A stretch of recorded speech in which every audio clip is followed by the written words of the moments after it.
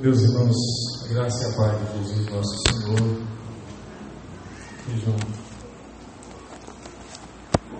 do povo de Deus nessa noite. Nós vamos abrir as nossas Bíblias no Salmo 5.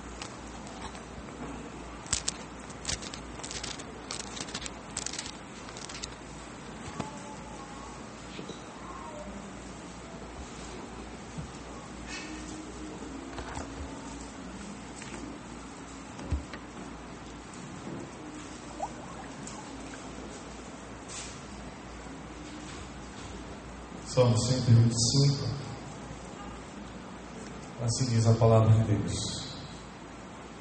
Os que confiam no Senhor são como o monte Sião, que não se abala, firme para sempre. Como em redor de Jerusalém estão os montes, assim o Senhor em derredor do seu povo, desde agora e para sempre. O cetro dos ímpios não permanecerá sobre a sorte dos justos, para que o justo não estenda a mão à iniquidade. Faze o bem, Senhor, aos bons e aos retos de coração.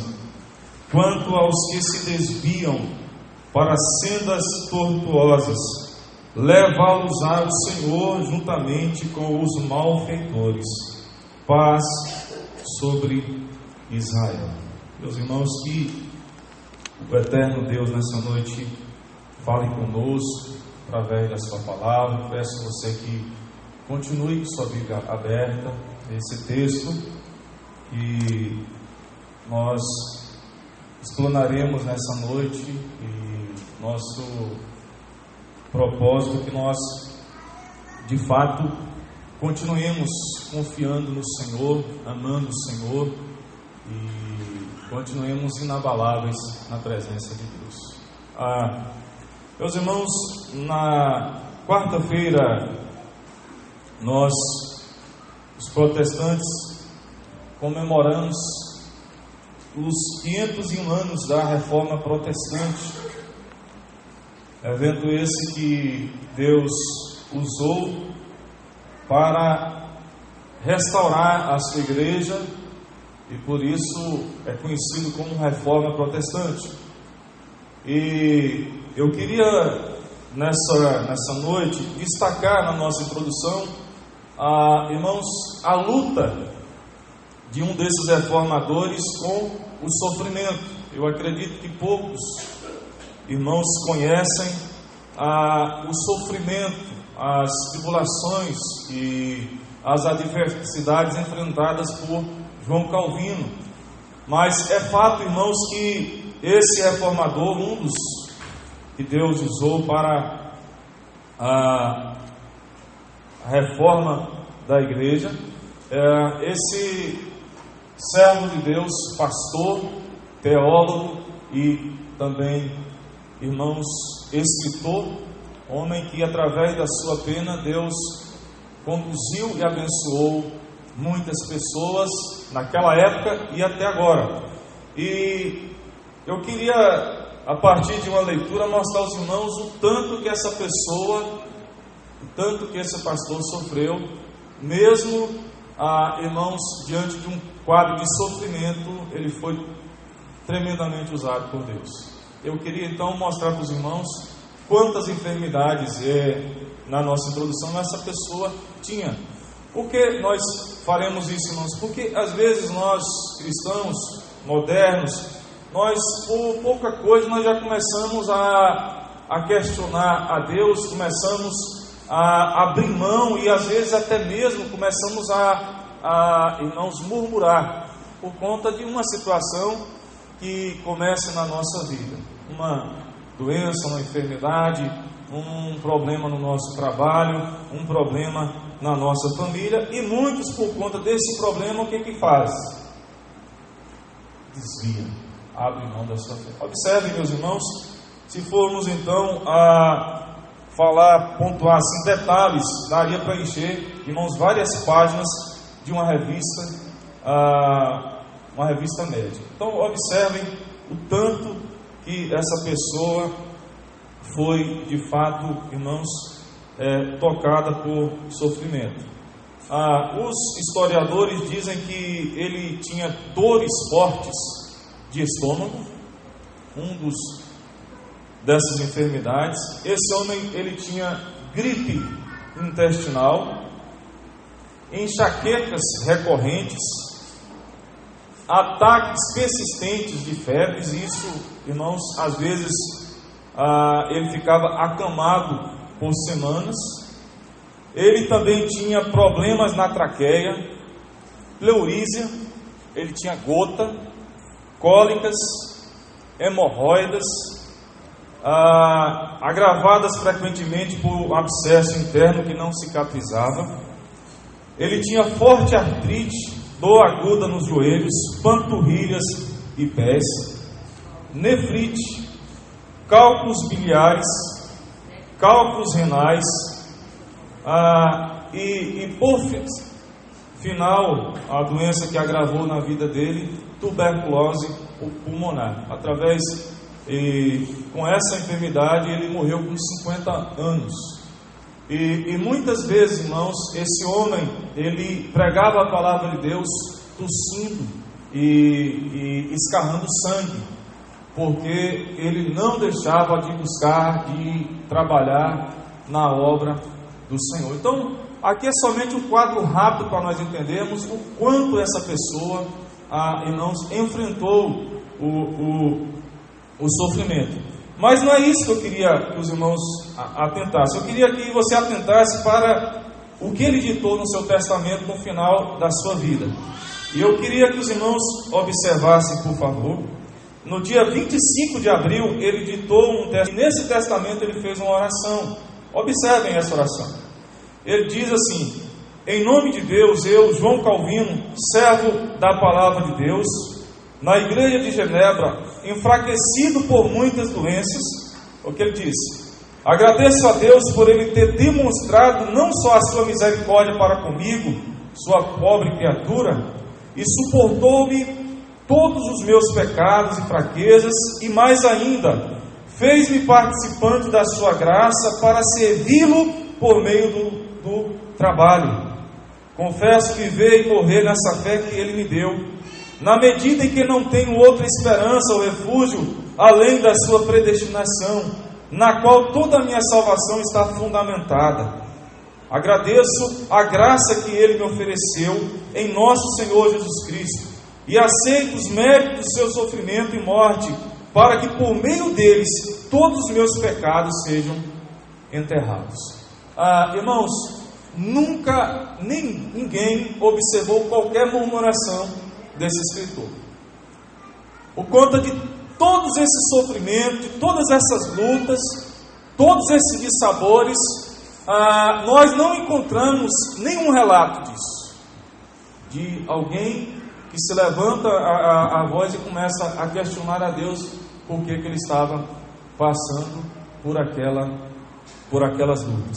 Meus amados irmãos, o texto que nós temos em mão aqui, você tem aí aberto, o Salmo 125. Eu queria mostrar para os irmãos um pouquinho do contexto. Esse Salmo, ele se enquadra num contexto, meus irmãos, de opressão. Se os irmãos observarem o Salmo 125, quiserem atentar o que esse Salmo narrar, o que ele vai falar, nós vimos um contexto de um domínio opressor, de alguém que está, irmãos, enfrentando um certo sofrimento por conta dessa opressão. Então, quando nós estudamos o Salmo 125, nós devemos observar o quadro geral do mesmo.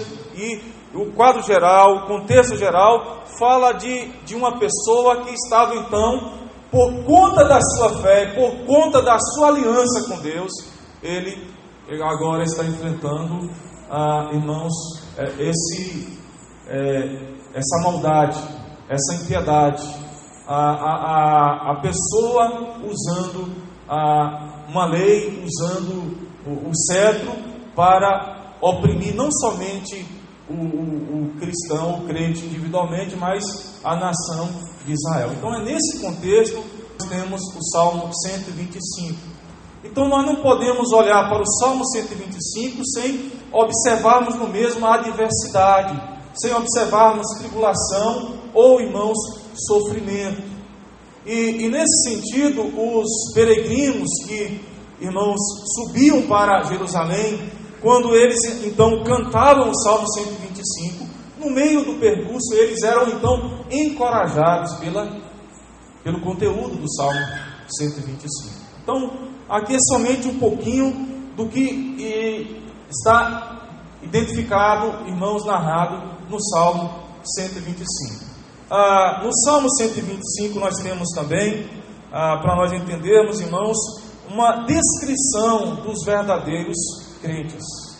Aqui é descrito, e se nós observarmos no mesmo, Deus também faz uma distinção entre o justo e o ímpio. No Salmo 125 nós notamos, irmãos, as bênçãos de Deus, as bênçãos chegando para aqueles que confiam no Senhor, para aqueles que têm a sua fé depositada em Deus. E eu queria nessa noite, a partir desse texto, meus irmãos, trabalhar o tema: como os verdadeiros crentes enfrentam o sofrimento. Como é que nós enfrentamos o sofrimento? Então é nessa perspectiva que nós aproximamos do Salmo 125. Porque todos nós cristãos, todos nós crentes no Senhor, nós enfrentamos dissabores, nós enfrentamos lutas, nós choramos. E como é, irmãos, que esse servo de Deus, essas pessoas enfrentam então o sofrimento? Observe, irmãos, que o texto então ele nos mostra algumas verdades,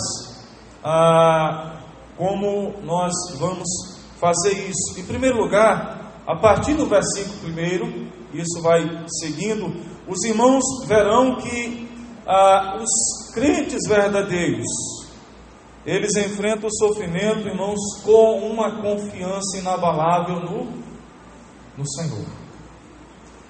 É dessa forma que, quando nós observamos os fiéis, os crentes verdadeiros, os servos de Deus, os filhos de Deus, diante das adversidades, como é que eles passam por essas adversidades?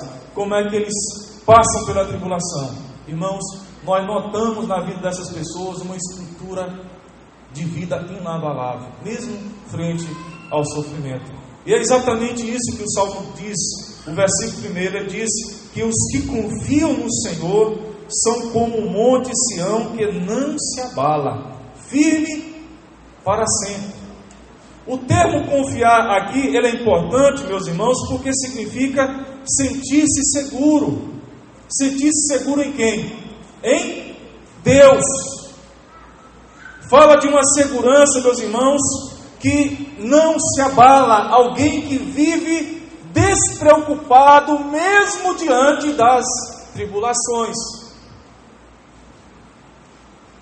O termo também nos mostra, meus irmãos, o termo confiar fala de firmar, de confiar, de colocarmos a nossa vida, a nossa expectativa, a nossa fé na palavra de Deus. É dessa forma que o crente verdadeiro enfrenta o sofrimento, confiando na palavra de Deus. Confiando de que forma? Olhando, meus irmãos, para o que Deus nos revela, para o que Deus nos mostra na sua palavra diante das adversidades. Que Deus é o Deus fiel, que Deus é o Deus que não muda, que Deus é o Deus que cuida do seu povo. E é dessa forma que nós devemos então, irmãos, é dessa forma que nós observamos os crentes verdadeiros diante do sofrimento. Eles não se abalam. Eles vivem, irmãos, com uma segurança no Senhor, segurança essa tão maravilhosa que não dá para nós questionarmos o que é verdadeiro, irmãos, diante de uma adversidade tamanha como muitos têm enfrentado. ele tem a sua vida firmada na palavra de Deus, que Deus vai cumprir a sua palavra, que Deus não abandona o seu povo. Irmãos, com essa perspectiva, aproximando do Salmo 125, uma confiança inabalável no Senhor. Notem, irmãos, a figura do Monte Sião no texto.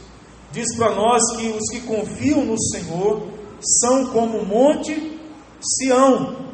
E aqui mostra para nós uma estrutura firme, de algo que era visível para os israelitas. A fé desses irmãos é comparada a esse Monte Sião, que não se abalava por nada. E o quadro que nós temos aqui, irmãos, é o quadro de algo totalmente estável diante das mudanças que ocorrem em sua volta. Quando nós olhamos para o Salmo 125 e perguntamos como é que nós vamos enfrentar o sofrimento, por certo, irmãos, nós devemos notar que o verdadeiro, aquele que serve a Deus, ele tem uma confiança em Deus que não se abala, uma confiança que é firme, uma confiança que é inabalável, que não se abala, firme para sempre. E o texto no versículo 2 então continua, irmãos, mostrando para nós que Deus, ele cerca o seu povo. Como em redor de Jerusalém estão os montes, assim o Senhor em derredor do seu povo, desde agora e para sempre. Aqui mais uma vez a figura da aliança, Deus em aliança com o seu povo. E a pergunta é, por que Deus então cerca esse povo? Além da proteção, meus irmãos, nós devemos aproximar desse salmo entendendo que Deus nos cerca para que as circunstâncias adversas da vida não nos afastem dele. É dessa forma. Às vezes nós olhamos Deus em volta do seu povo, Deus cercando o seu povo como os muros, como os montes. Mas a perspectiva aqui, irmãos, é que diante dos perigos, diante dos ataques dos nossos inimigos, o diabo, o mundo, a nossa carne, diante de tudo isso, Deus não nos deixará irmos para longe dele. Ele está nos cercando e cuidando da nossa fé. E é dessa forma que nós então devemos observar que esse Deus que criou todas as coisas, ele cuida de nós. Ele nos cerca, meus irmãos, e nos protege diante do sofrimento, diante da tribulação, para que essas coisas não roubem de nós a nossa fé em Deus, para que nós continuemos firmados no Senhor. É fácil nós aproximarmos do Salmo 125, do Salmo 91 e vermos, irmãos, a proteção de Deus, mas devemos perguntar, de que Deus nos protege? Ele nos cerca. Ele nos protege para nós não irmos longe. Ele nos protege, meus irmãos, e nos dá segurança para que a nossa fé continue segura, protegida em Deus, até nós entrarmos em sua presença, a presença gloriosa de Deus. É dessa forma que nós devemos observar, irmãos, o texto. Nossa fé é protegida no Senhor que está em nossa volta. O Salmo 34, versículo 7 diz: o anjo do Senhor, e aqui é um termo messiânico, um termo para Cristo, diz: acampa-se ao redor dos que o temem e os livra. Quase sempre nós olhamos para esse texto e identificamos a figura de anjos, mas o anjo do Senhor aqui é Cristo. E o que Cristo faz? Ele nos cerca, Ele nos protege, irmãos, para continuarmos firmes, inabaláveis, mesmo diante do sofrimento, mesmo diante das tribulações da vida. O Jonathan Edwards, irmãos, ele diz que algo bastante proveitoso. Ele diz assim que alguns crentes chegam e dizem: sei que Deus se importa comigo, mas mesmo assim continuo paralisado de medo. Aí ele responde para essas pessoas: isso significa então que você não sabe de fato que Deus se importa com você. Se soubesse, as afeições da confiança e da esperança brotariam em seu interior.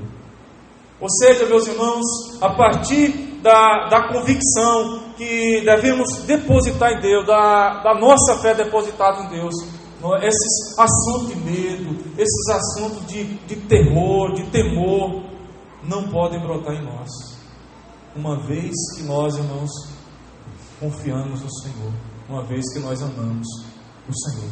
Então, em primeiro lugar, é dessa forma que os crentes verdadeiros enfrentam o sofrimento. Observem, irmãos, se não é isso, observem aquelas pessoas que estão em volta de um luto. Observem a atitude não estou falando de crentes, eu estou falando de crente verdadeiro. Aqueles que temem a Deus, aqueles que amam a Deus, eles enfrentam os seus terrores, as suas lutas, de uma forma totalmente diferente daqueles que não conhecem a Deus. Em segundo lugar, meus irmãos, esse texto nos mostra que diante da tribulação, diante do sofrimento, os justos, os crentes verdadeiros, eles têm a certeza de promessas que não falham. Observem, por favor, o versículo 3, porque é exatamente esse versículo que fala para nós da opressão, da maldade dos incrédulos, da maldade dos perversos, daqueles que regem esse mundo, daqueles que governam esse mundo e não têm o temor de Deus. Como nós explicamos, irmãos, o sofrimento a partir dessa certeza de que as promessas de Deus não falham. E vejam o que ele diz: o cetro dos ímpios não permanecerá sobre a sorte dos justos, para que o justo não estenda a mão a... Nós temos aqui uma promessa da parte de Deus. Irmãos, aqueles momentos de opressão, aqueles momentos de luta, de perseguição no nosso trabalho, no nosso viver, na nossa sociedade, pessoas atacando a nossa fé. Aqui o salmista coloca para nós uma promessa. Notem no texto, irmãos, o termo cetro aqui significa domínio. O cetro aqui é símbolo de domínio, de governo. E é um governo ímpio. Observem, um governo maldoso, um governo que utiliza a perversidade, utiliza atos violentos.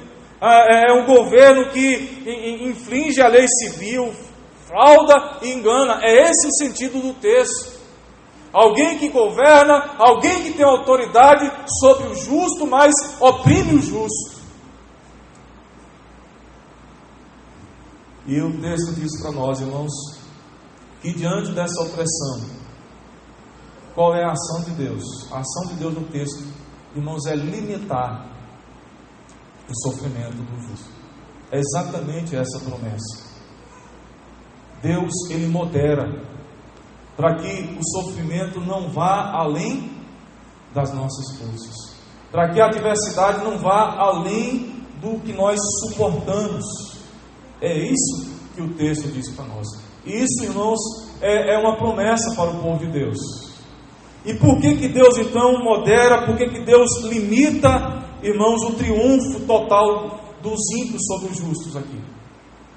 O texto continua dizendo para nós: para que o justo não estenda a mão à iniquidade, para que ele não peque. É exatamente, irmãos, o sentido. Eu queria que você fosse rapidamente para Mateus capítulo 24. Mateus 24. O Senhor fala dos últimos dias.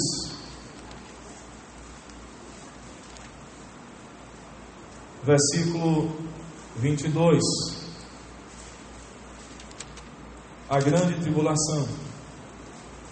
É o mesmo sentido do texto do Salmo 125, versículo 3, quando o autor diz: o cetro dos ímpios não permanecerá sobre a sorte dos justos. O versículo 22 diz que não tivessem aqueles dias sido abreviados, ninguém seria, mas por causa dos escolhidos, tais dias serão abreviados. Deus moverá. Deus limitará a ação do mal, para que o mal, irmãos, não conduza o crente para uma tentação, para uma, irmãos, a apostasia, para que ele não abra mão da sua fé. Deus está limitando. É o mesmo, irmãos, conselho de 1 Coríntios capítulo 10, versículo 12, quando Paulo explica para nós que nós não podemos olhar para uma tentação e dizermos assim: eu não aguentei essa tentação, não deu para suportar a tentação, por isso eu cedi. O texto lá em 1 Coríntios capítulo 10, versículo 12, eu gostaria que você fosse para lá também.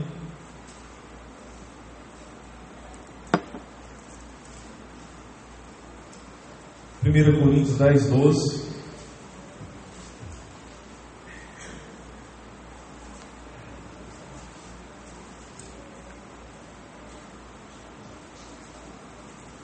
Paulo diz: não vos sobreveio tentação que não fosse humana. Olha só, para que sejais tentados além das vossas forças. Pelo contrário, juntamente com a tentação vos proverá livramento, de sorte que o possais suportar. Então, o sofrimento, a tribulação, a adversidade na vida do justo é temporário, não é permanente. Querido irmão, se porventura você que está aqui hoje está passando por uma adversidade no seu trabalho, na sua família, lá na sua vizinhança, uma perseguição, uma luta, entenda que o texto diz para nós que Deus, irmãos, Ele abrirá, Ele não permitirá que você sofra além das suas forças. Deus abrirá uma porta, Deus socorrerá o seu povo, Deus virá e quebrará o cetro, esse domínio, ou então Ele arrancará esse cetro da mão daquele que está infringindo. Meus irmãos, é dessa forma que Deus cuida do seu povo. O mal não permanecerá, o sofrimento não permanecerá para sempre. Tudo isso é temporário. E o crente verdadeiro, ele enfrenta o sofrimento a partir dessa ótica. A ótica das certezas, irmãos. Ou da certeza de que as promessas de Deus não falham, que as promessas de Deus se cumprem, porque Deus é fiel para prometer, mas não somente para prometer, mas para cumprir as suas promessas na vida do seu povo. Então, nessa noite, nós compreendamos isso. Você que está passando por uma enfermidade, por um sofrimento, Deus cerca a sua vida, Deus cuida da sua vida, e não deixe que você vá além, não seja vencido, que a sua fé não se abale. Mas Deus também, Ele, irmãos, limita toda ação, para que nós não caiamos e apostatemos da fé do nosso Deus. Então, irmãos, que nós nessa noite entendamos isso. Deus cuida de nós, Deus tem uma promessa para o seu povo. E em terceiro lugar, irmãos, voltemos para o Salmo 125. Esse salmo também nos mostra que diante do sofrimento, diante da tribulação, o que o justo, o que o crente verdadeiro entende, difere dos demais, é que eles são fortalecidos através da oração.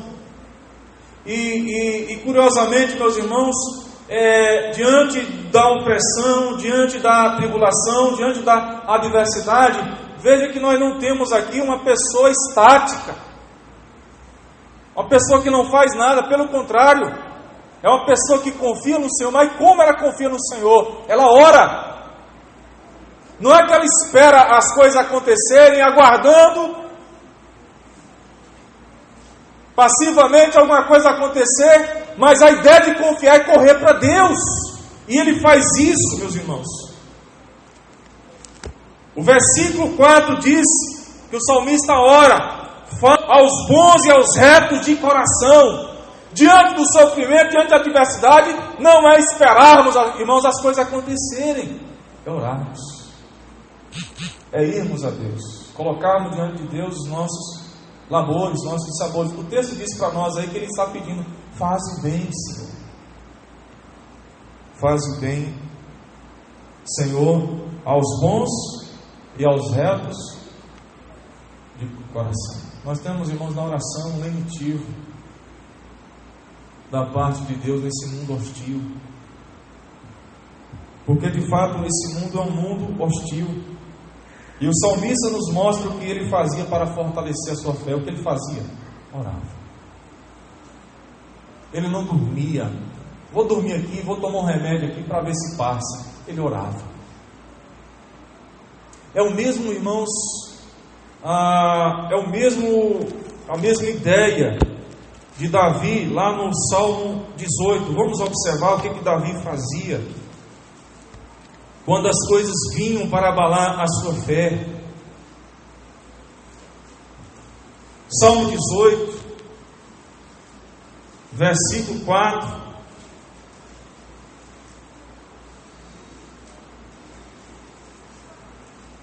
Ele diz: laços de morte me cercaram, torrentes de impiedade me impuseram terror, cadeias infernais me cingiram e tramas de morte me surpreenderam. Versículo 6 ele diz: na minha angústia invoquei o Senhor, gritei por socorro ao meu Deus. Ele do seu tempo ouviu a minha voz e o meu clamor lhe penetrou os ouvidos. Diante da angústia, o que Davi fez? Ele orou. Ele não simplesmente esperou os ventos passarem, o sofrimento passar, a tribulação passar. Ele orou. E quase sempre, irmãos, nós somos tomados por esse sentimento. Quando a luta vem na nossa vida, o que é que nós fazemos? Nós não oramos. Estamos sendo oprimidos, a nossa fé está sendo atacada, estamos nos abalando, mas muitas vezes nós não oramos como o texto diz. E notem que o propósito da oração é específico, e ele está dizendo: faz o bem, Senhor, aos bons, aos retos de coração. Ele está orando, irmãos, em cima da opressão. Ele está clamando a Deus, dizendo: Senhor, tenha misericórdia da minha vida, Senhor. Faz o bem. Irmãos, se Deus não fizer o bem, de onde esperarmos o bem, irmãos? No mundo hostil. A oração, irmãos, é um antídoto contra todo o ceticismo, contra toda a incredulidade. Nós vivemos num mundo incrédulo. Ei, você vive num mundo de descrentes. Lá na sua casa, na sua família, possivelmente tem pessoas descrentes, pessoas que não pensam e não têm uma cosmovisão cristã, de mundo. E diante do quadro do sofrimento, da luta, o que nós temos que fazer? Orar, irmãos. Orar. E a oração não, irmãos, nos deixará cair na tentação dos incrédulos, achar que eles podem viver nesse mundo na dependência ou na independência de Deus.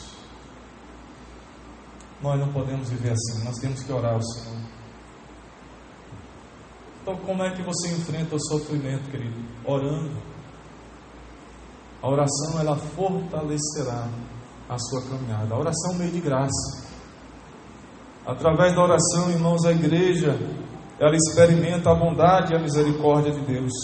Por isso nós temos que orar. Jesus, em Mateus 7, 11, ele deixa claro para nós que os cristãos, os crentes, experimentam a bondade de Deus através da oração. Não tem outro modo. Eu não estou falando de graça, irmãos, comum. Estou falando de bênção comum, estou falando de bênçãos especiais. Bênçãos especiais vêm para os crentes. E vem de que forma? Através da oração. Lá em 2 Coríntios, capítulo 12, 7 e 10, diz a palavra de Deus que o apóstolo Paulo, por perceber o espinho na carne, por experimentar o sofrimento do espinho na carne, o apóstolo Paulo diz a palavra lá que ele orou 3 vezes a Deus para que Deus afastasse o espinho na carne. E em todas elas Deus disse não. E a resposta de Deus foi a seguinte: a minha graça te basta, porque o meu poder se aperfeiçoa na fraqueza. A oração é um meio de graça, irmãos, é através da mesma que nós experimentamos o agir de Deus, a bondade de Deus, a misericórdia de Deus, o lenitivo de Deus na nossa alma, o bálsamo também, para que nós, irmãos, enfrentemos os dissabores desse mundo a partir daquilo que a Bíblia revela para nós, e não passivamente, tomando um remédio aí para ver se as coisas passam. Nós temos que orar. Esse mundo é hostil, nós temos que guerrear. E nós, irmãos, povo de Deus, temos que orar, buscando a bondade de Deus através da oração. E finalmente, irmãos, o versículo 5, ele dá uma exortação àquelas pessoas que se desviam. E o versículo 5 mostra para nós que Deus não faz vista grossa a esses que professaram a fé em Deus e que agora, por conta dos seus dilemas, por conta do seu sofrimento, por conta da opressão, o que é que eles fazem? Desviam. E aí há uma exortação e diz: quanto aos que se desviam para as sendas tortuosas, aqueles que apostatam da fé por causa do sofrimento, apostatam da fé por causa de alguma ação, por algum problema, diz: levá-los ao Senhor juntamente com os malfeitores. Irmãos, Deus não faz vista grossa a essas pessoas que professam, que dizem que conhecem a Deus, mas no primeiro sofrimento, na primeira enfermidade, essa pessoa começa a abandonar Deus. E nós estamos vivendo uma época assim, principalmente, irmãos, no meio artístico. Artistas, quando eles não dão certo lá, eles vêm para a igreja, e quando não dá certo na igreja, eles vão para lá. Cantam aqui, mas depois cantam lá também. E a Bíblia deixa claro para nós que essas pessoas receberão a disciplina de Deus, o cuidado de Deus. E esse salmo então mostra para nós que nós não podemos abrir mão da nossa fé em dias de sofrimento. Irmãos, finalizando, eu queria que nós entendêssemos o seguinte: que para que nós nascemos em Deus e desfrutássemos de sua proteção e paz lá na cruz, entenda isso: Cristo foi abandonado. Cristo foi abandonado pelo Pai. Por isso que os que confiam no Senhor são como um monte Sião. Essa é a verdade do Evangelho, nós desfrutamos, mas para que nós desfrutemos, Jesus Cristo pagou um alto preço. Para que nós, irmãos, desfrutássemos das promessas, conforme está no versículo 3, desfrutássemos das bênçãos, Jesus foi moído pelas nossas transgressões e morreu na morte, uma morte horrenda. Por isso nós não sofremos além das nossas forças, porque Ele sofreu uma eternidade, Ele foi moído por Deus. Mas nós precisamos entender também, para que os ouvidos de Deus estivessem atentos às nossas orações. Lá na cruz, Deus Pai, Ele não ouviu seu Filho. Deus desamparou. Deus fechou os seus ouvidos para a pessoa do mediador. E por que Ele fez isso? Para que nós desfrutássemos das benesses de nossas orações no mundo atual, nesse momento, no tempo da nossa peregrinação. Isso nos leva, irmãos, a agradecer a Deus, nos leva a participar nessa noite da ceia com muita alegria, com muita gratidão. Nós não sabemos o que o amanhã nos reserva ou nos reservará, mas por certo nós estamos por certo, irmãos, que Jesus Cristo, Ele nos serve, que Jesus nos protege, de que Jesus nos abençoa, de que Jesus intercede por nós lá na presença do Pai, para que as nossas orações sejam ouvidas e atendidas por Deus. Nesse momento eu convido você a pensar